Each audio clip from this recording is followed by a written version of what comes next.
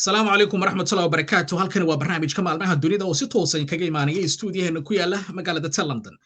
barnaamijkeena maalmaha dunida toddobaad walba inuu ku soo qaadano warar, warbixino iyo wareysiyo kala gedisan oo saameyn ku leh bulshada Soomaalida meel walba oo ay dunida ka joogaan.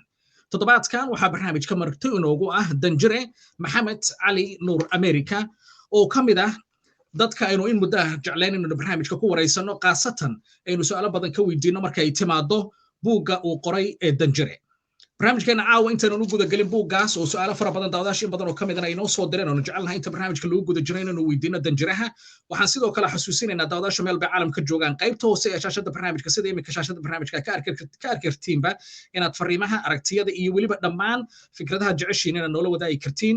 ama WhatsApp-ka oo aad su'aalahaas weydii kartiin balse intaanu barnaamijka ku soo dhaweynin Maxamed Cali Nuur America Danjiraha aan dib u raaco qof ahaan qofku yahay iyo waliba fikir ahaan daawadayaasha inta taqaani intaan garanayninba inaanu la wadaagno qaasatan haddaan dib ugu laabto sanadkii 1985 ayuu waxa uu ka qalin jabiyay jaamacadda Maryland ee ku taala waddanka Mareykanka isagoo bartay cilmiga dhaqaalaha isla sanadkaas waxa uu helay markii uu qalin jabiyay shaqadaas oo uu ka shaqeynayay mid kamid ah bangiyada ku yaala waddanka Mareykanka sanad kadib 1986 wuxuu Danjiruhu u soo kicitamay xagga dalka Soomaaliya isagoo sanadkii 1986 ilaa 1991 ka shaqeynaya bangiga dhexe ee waddanka Soomaaliya noloshiisa guud waxa uu inta ugu badan ku noolaa wadamada ku yaala waqooyiga Amerika ee Mareykanka iyo Canada wuxuuna sanadkii 2004 uu si toos ugu biiray siyaasadda dalka Soomaaliya isagoo ka qayb qaatay shirkii dib u heshiisiinta Soomaalida loogu qabtay magaalada Eldoret ee waddanka Kenya si guud marka loo fiiriyo Danjiruhu waxa uu sidoo kale kamid ahaa qaybaha siyaasadda marka laga soo tago isaga oo sidoo kale barnaamijyo badan oo samafala oo ugu gurmada dadka Soomaaliyeed meel walba dunida ka joogan qaasatan dadkii ku noolaa ama ku nool gudaha dalka Soomaaliya oo uu qayb weyn ka qaato mar walba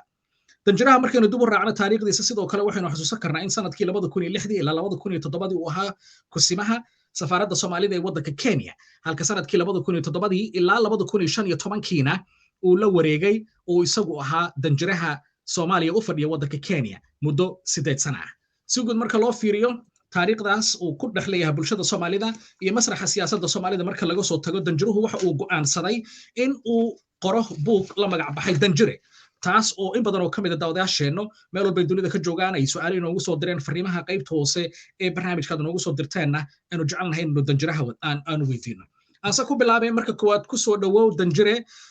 Maxamed Cali Nuur America barnaamijka maalmaha dunida iyo si guud marka loo fiiriyo haddaan ku bilaabo maxaa kugu dhaliyay inaad qortid buugga Danjire maxamed saciid saaxib aad baa u mahadsan tahay adiga iyo bahda maalmaha dunida waa islaamayaa kaga mahad celinayaa inaad igu cajintaan barnaamijka caawa buugga Danjire inaan qoro waxaa ku dhaliyey maadaama aan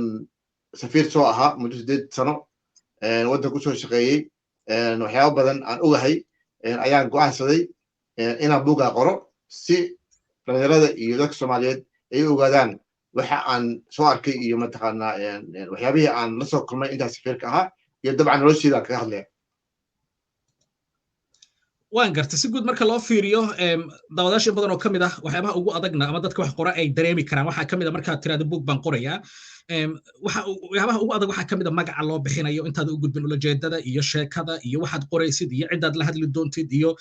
reference ama hadad u baahanta tixraac cidaad maaragtay waxa soo idin inta loo gudbin waxyaabaha ugu adag waxa kamid ah dadka qoraagana ay sheegaan in magaca buug uu yahay mid adag in badanaa la helo marka Danjire magacaas ina u bixisay maxaa sabab u ahaa horta maxamedow buugga qoritaankiisa maadaama buuggan uu yahay buug ugu horreeya aan qoro marar badan waxaan isku dayay xataa inaan joojiyo qoritaanka sababtoo ah wuxuu ahaa kii ugu horreeya aan qoro laakiin alxamdulillah saaxiibo fara badan iyo qorayaal fara badan oo aan saaxiibanahay ayaa igu dhiirigeliyey inaanan joojinin inaan sii wado buugga aan dhammaystiro marka alxamdulillah ilaa waxay u qaadatay 3 sano ay u qaadatay inaan buugga dhammaystiro buugga magaca markaan dhammaystiray Danjire waxa igu kaalmeeyay aan buuggan ugu mahad celiyey saaxiibkeen la yiraahdo Nuuridiin Diiriye oo magaca ugu taliyay inaan buugga aan u bixiyo Danjire oo ku mahadsanyahay waayahay waan gartay talada uu ku siiyay saaxiibka marka laga soo tago waxa ay sidoo kale in badan oo kamid ah markii qofka hore uu ka arko buugga ee la xiriirtaa shaqadaad qabanaysay waxay la xiriirtaa shaqadii muddadii 2007 ilaa 2015 muddo 8 sana aad ahayd safiirka Soomaaliya u fadhiya waddanka Kenya su'aalaha in badan ay isweydiin karaan waxa kamid ah buugga in la qoro meeqa bilood ama meeqa sano ayay kugu qaadatay maxamed buugga waxay u qaadatay ku dhawaad 3 sano waxaa ku jirtay sanadkii hore oo og tahay cudurka caabuqa ah ee coronavirus adduunka haleeyay oo hakad geliyay laakiin markii la isku daro kulligood 3 sano ayay u qaadatay in buugga ku dhameystiro dabcan markii la qorayo buuggana qoritaan kaliya maahe wuxuu u baahan yahay editing ama sixitaan wuxuu u baahan yahay in dib loo fiiriyo si loo qoray iyo mataqaanaa kelmadaha iyo ayaa ugu qaadatay bilog iyadana dabcan waa buug ugu horeeyey xagga u dambeeya buugga meesha u dambeeyo waxaan kusoo qoray mataqaana wixii oo qaladaad ah ee ka soo baxa in aniga aan sameeyey dadka haddii ku arkaan ay emailkayga igu soo qoraan waan garan kartaa waana aaminsanahay inay ku jiraan wax qaladaad ah insha allah tacaala daabacadaha daabacadda labaad ama saddexaad ayaan ku sixi doonaa duleeraad waayahay waad sidaa sheegtay waxaad tiri muddo 3 sana buu kugu qaatay qorista buuggan la magac baxay Danjire waxyaabihii kuugu adkaa muddada 3 sana intaad qorista waday ee la xiriirta buugga maxaa kamid ahaa ilaan qofku markuu wax qoray waa dareemi kartaa waad sidaa sheegtay mararka qaar waxaa ku sigatay inaad joojisay qorista laakiin waxyaabihii ugu adkaa isleedahay alleelahe buuggan siima wadi kartid ama aad xasuusan kartid ama aad isleedahay waxaad ku sigataba inaad caqabadahaas jira dartood aad gabi ahaanba u joojisay maxaa kamid ahaa waxaa kamid ahaa markii aan ka hadlayo waalidkay allah naxariistee hooyaday iyo aabahay oo buugga iyaga u hibeeyey hooyaday allah naxariistee waxaa dhihi jiray xaabo mudday gacal waxay dhimatay anoo jira 9 sano aabahay asna wuu dhintay 2000 iyo wuxuu ku dhintay waddanka Canada 2006 markaa ka sheekeynaya taariikhdooda waa garan kartaa waa waalidkay waan camshoonayay inaan ka hadla xataa way idhibaysay oo markaan ka hadlayo markaan yaraa koritaankeenni iyo talooyinka ay siinayeen hooyadii allah naxariistee oo ah qofka aniga aan aaminsanahay inay tahay qofka aan hadda aan isku dayayo inaan ku daydo xagga dadka kaalmeynta dadka buuggan waan kaga hadlay waxaa kaloo aan markaan ka hadlayo cutub ka mid ah cutubiyada buugga oo aan ka hadlayo dilkii gabadheeda Yasmiin allah naxariistee oo jirtay sanad iyo bar jirtay aan ka hadlayay sidii loo dilay aan ka hadlayay markii ninkii ka mid ah dadkii dilay aan cafinayay aan qorayay xusuusiga gelinaysay ayaa ka mid ahaa waxyaabihii aan ku sigtay inaan joojiyo buugga qoritaankeeda waayahay caqabadahaas jira ka sokow haddana waxaa jira dad kale ku dhiiri gelinaya oo kulaha ha joojinin oo kulaha hore u soco oo kulaha dhaxal reeb noqo sida badanaa baan ognahay dadka Soomaaliyeed hadda muuqaalada iyo qaar kamid ah sawirradaynu la wadaagayna daawadaasha waxaa kamid ah in Soomaalida lagu tilmaamo dad badan wax aqrin laakiin wax daawada ama muuqaalada jecel ama hadla ama suugaanta ku gudbiya si maaragtay ama gabay aqriyaan ama ha noqoto suugaan kale laakiin caqabadaha waa noo sheegtay maxaa marka ku dhiiri gelinaya mar walba caqabadahaas alla kulantida isleedahay ma joojisaa xaaladaha adagna ilaahay u naxariistay waalidkii iyo waliba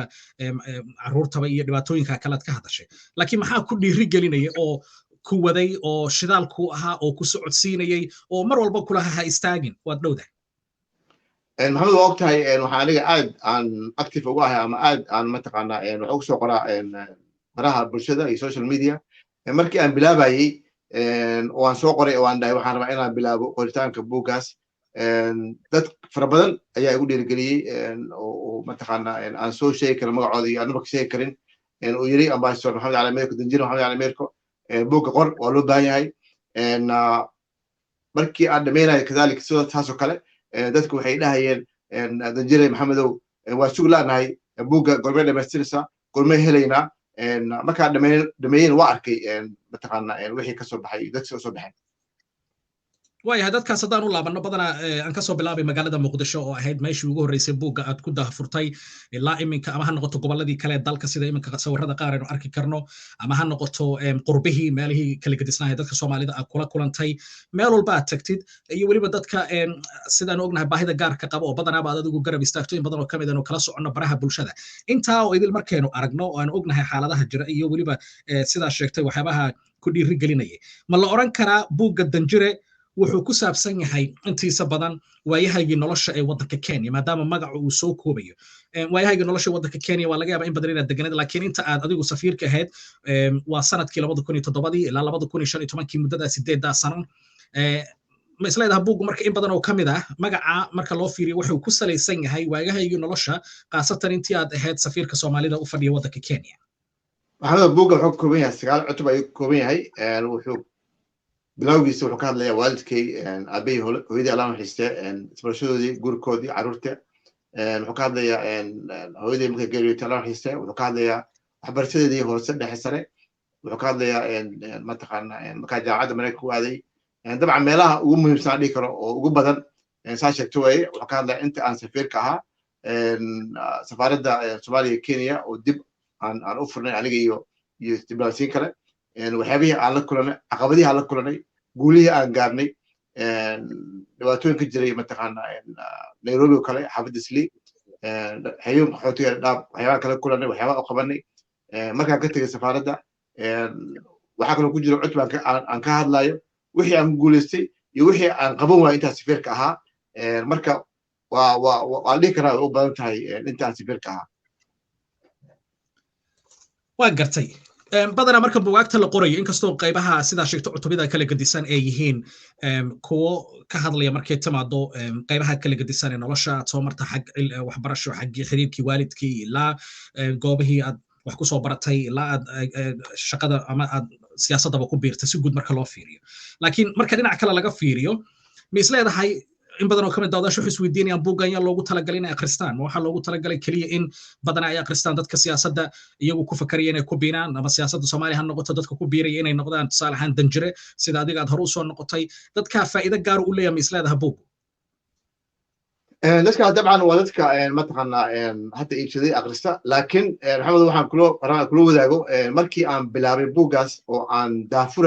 ku daafurayay magaalada Muqdisho dabcan waa magaalada ku dhashay way kusoo koray ku barbaaray waa magaalada Soomaaliya habeenkaas aan daafuraynay meel la kala istaagay ayaa la waayay dadkii xataa dibadda ayay istaageen mataqaana ay soo geli waayeen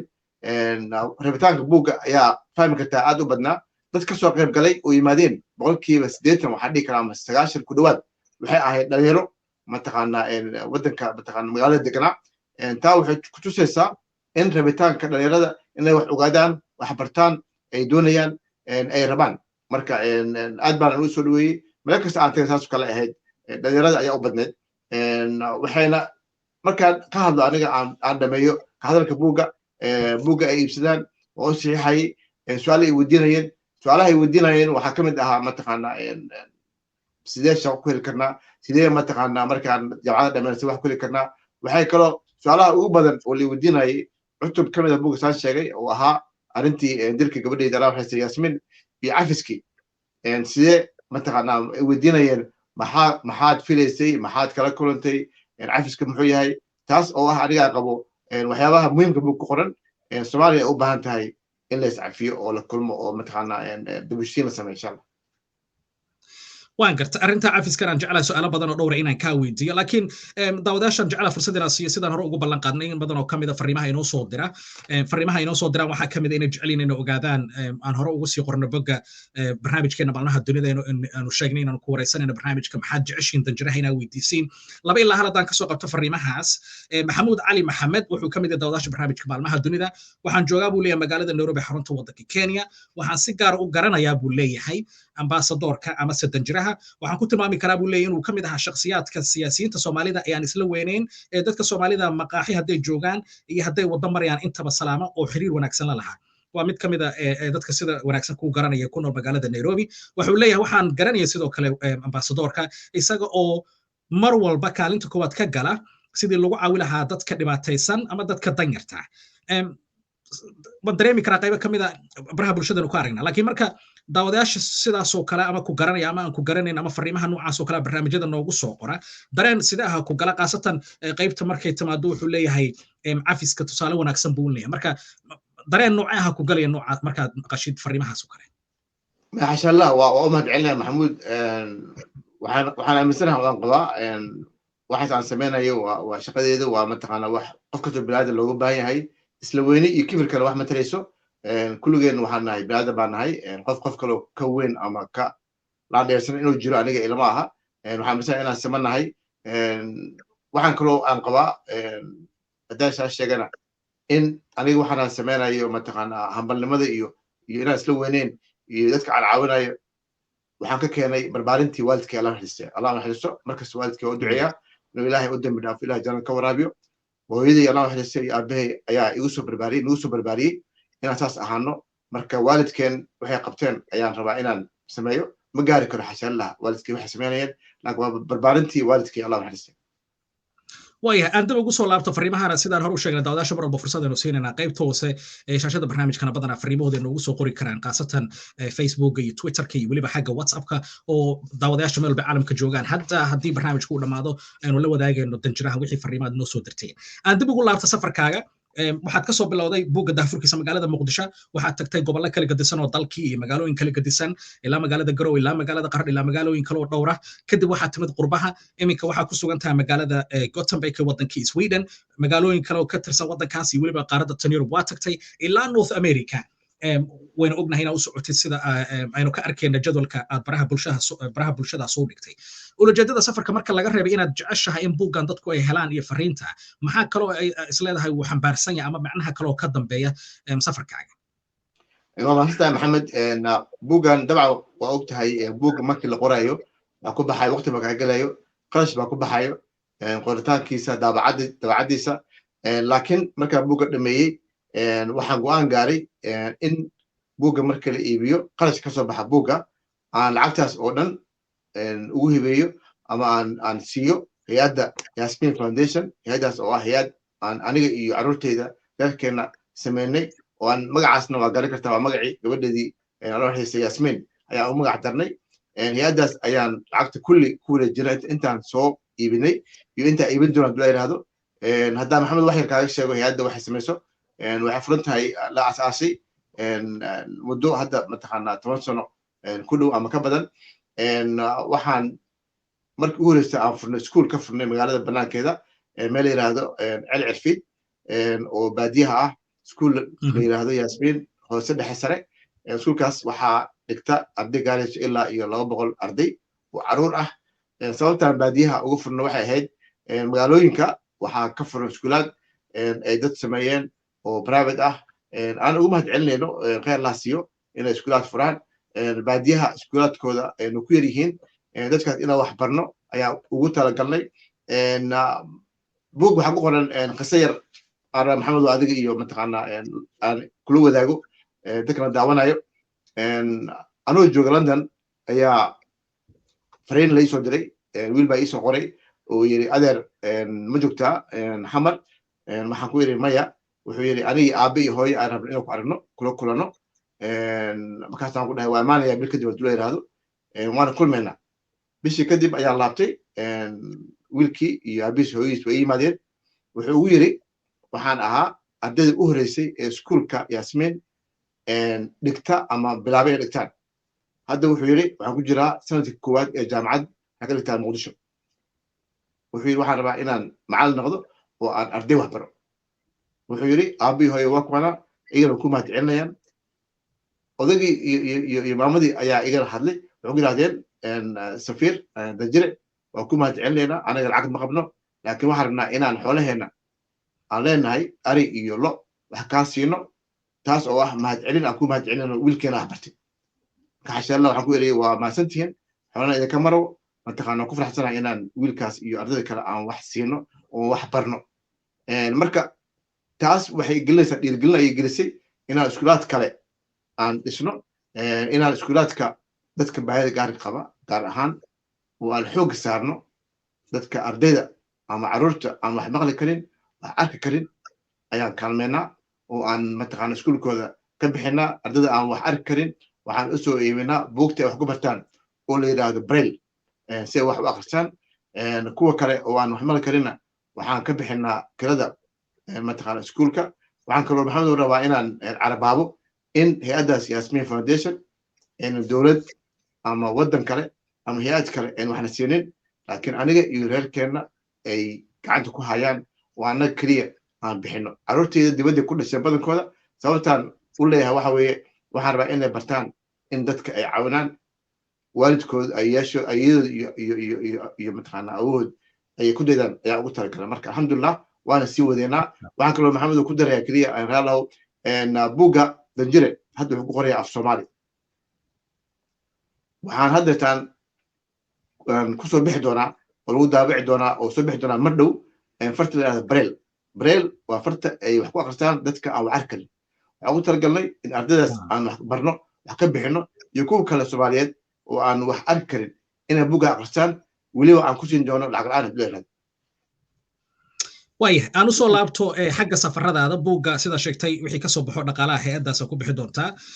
waana kaaga mahad celinayna sidaad u sharaxday iyo sababaha keenay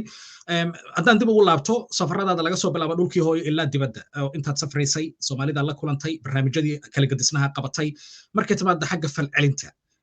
maxay ahayd falcelinta dadka intaa la kulantay ama badankood ama ha noqoto buugga ama ha noqoto fikradaha iyo aragtiyada kula wadaagaan maxamed falcelinta aad bay u wanaagsanayd intaan filaa iyo ka badan ayay noqotay saa sheegtay waddan gudihiisaan kasoo bilaabay dibadda hadda waxaan marayaa gothenburg insha allah tacaala berito waxaan aadi doonaa norway iyo magaalooyin kale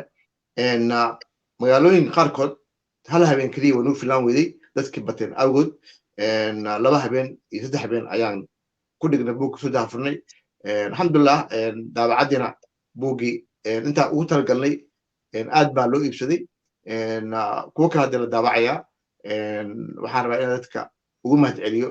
mataqaana meelihii aan soo maray kulligood jaalada soomaaliyeed dadkii qabanqaabiyey oo mataqaana aad iyo aad isku soo xilsaaray khayr laha siiyo aad baa ugu mahad celinaya waayahay falcelinta iyo fikradaha iyo aragtiyada marka laga soo tago waxaan filayaa inaad tiri haddaanan qaldaneen inaad sidoo kale ma laga yaabaa inkastoo aad sheegtay in dadka akhrisku ku adag yahay inaad ugu talagasheen inaad aad caawisiin ama aad sidoo kale aad ugu talagasheen inay akhrin karaan buugga laakiin ma laga yaabaa buugga in loo turjumo ama lagu soo daabaco ama lagu soo qoro afafka kale soomaalida khaasatan dhalinyarada soomaalida in badan oo kamid a qurbaha joogta ama ha noqoto afkii ingiriiska ama afkii carabiga oo jaalida badan oo soomaaliya ay ku nool yihiin adiguna aad og tahay ooba ka timid noloshaad inta ugu badan aad ku noolad wadamada maraykanka iyo canada xagga iyo north america marka ma laga yaabaa buugga in afkii ama wadamadii kale ay dhalinyaradu ku nool yihiin afafkooda in lagu qoro si afafka ingiriiska ama se carabiga fariinta ay ugu gaarto oo ay usii fahmaan maxamed runtaa way haddeetaan waxa socoto maxaa lahaa in loo bedelo afka buugga loo bedelo afka ingiriiska lagu tarjumo afka ingiriiska waxaan rajeynaa insha allah tacaala in bisha dambe uu soo bixi doono waxaan kaloo hadda insha allah tacaala iyadana aawadnaa in buugga asagna la sameeyo auditing ama maqal dhegeysi oo kusoo bixi doono oo buugga danjire iyadoo dhegeysi ah ama maqal ah dadka ay iibsan karaan ama ay dhegeysan karaan hadduu yaraado waayahay aan dib ugu laabto qaar ka mida dadkii aad la kulantay gudaha dalka intaad joogtay iyo dibaddaba marka laga soo tago falcelinta adiga ahaan maxaa kaaga soo baxay is leedahay isbeddello ayaa muuqda markay timaado jaaliyadda soomaalida markay timaado inay dad soomaaliyeed iskugu yimaadaan barnaamij oo ay barnaamijkaasan ahayn meel fanaaniin ama xaflad loogu yeero balse ay tahay meel ay doonayaan inay inta buug gataan buuggii akhristaan ama qof la wadaagaan ama arrin dhaxala in badan oo kamid a barnaamijyo iyo xaflada badan hore u tagtay oo qaar kamid a dawadaasha aynu la wadaagayno inta barnaamijka loogu guda jiro tusaale ahaan barnaamijyadaana hore u tagto oo kale iminka muuqanaya shaashada barnaamijka ka arki kartid ama barnaamij kaloo caadiyood adigu ka qayb gashiba ha noqotay laakiin markaad dib ugu soo laabatid in dad soomaaliyeed u soo baxaan barnaamij lagu iibinayo buuggaasnu yahay mid ay akhrisanayaan ama ay carruurtooda la wadaagayaan dareen sidee ay ku gelisa marka maxsha allah aad iyo aad baan u soo dhoweeyey uguna farxay waxyaabaha kale oo aan soo dhoweeyey oo aan mataqaana arkay waxaa ka mid ahayd intii aan ku jiray daafurka buuggan waddan gudihiisa iyo dibaddiisaba dadkii kasoo qaybgalayaan dadka imaanayay 80% ama 90 waxaan dhihi karaa waxa ahayd dhalinyaradaas oo ii muujiyey rabitaan amase inay wax akhristaan ama ay wax ka ogaadaan mataqaana buuggaas wax ka ogaadaan aad baan u soo dhoweeyey dibadda markaan joogay dhalinyaradaas waxay iga codsanayeen ay dhahayeen buuggaas mataqaana in lagu turjumo af ingiriis anaa taa ku sheegay waa u ballan qaaday uu kusoo baxay af ingiriis laakiin waxyaabaha hadda aan arkay waxay tahay in dhalinyarada soomaaliyeed gudaha iyo dibaddaba ay u baahan yihiin dad la hadla siyaasiyiin la hadla u warrama ayagana la dhegeysto ana buugga markaan dadka aan la hadlo ay iibsadaan aan u saxiixo waxaan u fureeyey su'aal mataqaana inay weydiin karaan su'aalaha ay weydiinayaan waxa u badnaa inay mataqaanaa iga weydiinayaan waddankii ay rabaan inay ogaadaan waddanka si wax u qaban karaan qaarkood waxa way arday dhimeeyay jaamacadaha qaarkood waxay ku leeyihin waxaan rabnaa inaan samarka ama xilliga mataqaanaa fasaxa uu yahay see waddanka u tegi karnaa see iskuulaadka gacan u sii karnaa alxamdulillah haddatan waxaan ilaa haddatan aan qornay ilaa iyo 20 oo arday Soomaaliyeed oo naga codsaday inay iskuulaadka anaga hadda aan dhisnay ama gacanta ku hayno ay rabaan inay 2 bil ama bil ay gacan siiyaan ay si voluntary ama si mataqaana ay ugu shaqeeyaan marka waa arrin aad u wanaagsan oo aan soo dhaweeyay waayahay ugu dambeyntii annagoo ka faa'iidaysanayna fursadaada kaaga mahadcelinayna aan ognahay xilli safar inay ku tahay oo magaalooyin kala gedisan iyo wadamo kala gedisan oo caalamka aad u gudbaysid daawadayaasha barnaamijka daawanaya maxay tahay fariintaadaad la wadaagaysid marka loo fiiriyo si guud haban ha noqoto buuggaan aad qortay ha noqoto arrimaha kale ee aad ku sheegta buugga haddii ahayd siyaasadii dalka dhiirigelinta dhalinyarada garab istaagka dadka danyarta iyo arrimaha samafalka iyo weliba muhiimadda cafiska adoo soo koobaya oo aad isleedahay fariintan waa mid ku habboon barnaamijka in lagu soo gabagabeeyey maxaad oran lahayd waa mahadsantahay maxamed arrinta samafalka aniga waa ogtahay safarkii markaan ka tegey safaaradda Soomaaliyeed xilkeedii 2015 socdaal nabad ayaan bilaabay waddanku soo wareegay waxaan soo arkay in samafalka ama u gargaarka gargaaridda ama humanitarian aidka ay tahay meel u baahan in la buuxiyo taas ayaan go'aan u gaaray in 2016 ilaa haatan aan arrintaas xoog saarayo dadka Soomaaliyeed waxaan ku bogaadin lahaa ku baraarujin lahaa in la iscaawino iskuulaadka dadka weliba waa xoog saaraya waxa weeye dadka baahida gaar qaba Soomaaliya waa ognahay waayigii hore iyo haddaba markii qofka ama waalidka ay leeyihiin caruur mataqaana oo baahi gaar qaba iyo kuwaan qabin waxaa la siiyaa iskuulka la geeyaa ama loo diraa kuwa mataqaana 6 ilaahay uu siiyey kuwa kale waxaa la guriga jooga maxamed waxaan rabaa daaisis mataqaana 2 daqiiqo 3 daqiiqo inaan sheeko yar ku sheego wiil la yiraahdo Cabdiraxmaan wiilkaas wuxuu mataqaana yahay maamulaha ama ninka asaasay school la yiraahdo Medina School for Deaf Kids schoolka ku yaala Medina caruurta aan wax maqli karin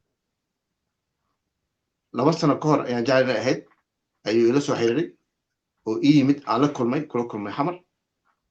oo ii sheegay sheekadiisa wuxuu yiri adeer wuxuu yiri waxa ay maamulaha iskuulkaas waxaan dhahay ku bilaabay iskuulka ardayda waxa la baraa dadka aan wax maqli aan maqli karin wuxuu yiri waxay la dhashay wiil iyo gabar oo aan wax maqli karin aniga ayaa xaafadda iskuulka aad jira markaan soo laabtay guriga imaado qalab kasto waalahay waxay dhihi jireen mataqaana buuggiga ayay qaadan jireen iskuul xiritaan ma lahayn Muqdisho wuxuu yiri si uu waalidiis ay wax u bartaan YouTube ayuu galay wuxuu bartay sign language sida loola hadlo ardayda aan wax maqli karin markuu bartay ayuu bilaabay inuu waalidiis wax baro wuxuu yiri waalidiis waxay lahaayeen saaxiibo ayagoo kala guriga ayuu wuxuu yiri waxay gaartay in bishii arday badan yimaadaan taas ay ku qasbay inuu furo school buu furay anagana hadda waa caawinaa marka aan is caawino aan iskaalmeyn hadda dheeraad waayahay fariintaas ayaynu ku gabagabaynaynaa barnaamijkeena maalmaha dunida oo toddobaadkan oo marti inoogu ahaa danjire maxamed cali nuur america oo iminka jooga magaalada Gothenburg ee waddankii Sweden isla markaana safar ku ah wadamo kala gedisan oo qaaradda tan Yurub oo uu ujeedada safarkiisu yahay sidii buugga danjire loo gaarsiin lahaa dadka Soomaaliyeed laga soo bilaabo gudihii dalka ilaa dabadiisa caawana fursadaynu ku helnay inaanu ku weydiino muxuu ka hadlayaa buugga danjire oo inugu magac darna barnaamijkeena caawa si guud iyo si gaar ahaaneed bahda barnaamijka maalmaha dunida waxay ugu mahadcelinayaan martida barnaamijkeena danjire maxamed cali nuur america guud ahaan daawadaasha meel bay caalamka joogaan fariimaha iyo fikradaha inoo soo qoray qaybta hoose ee shaashada barnaamijka marwalba nagala soo xiriiranayana waynu mahadcelinaynaa intaanu ku kulmayno barnaamijkiisa xiga waa anigu maxamed siciid saxaaf iyo guud ahaan bahda barnaamijka maalmaha dunida oo isku duuban oo idinkaga tagay meel baad caalamka joogtaan sidaas iyo nabadgelyo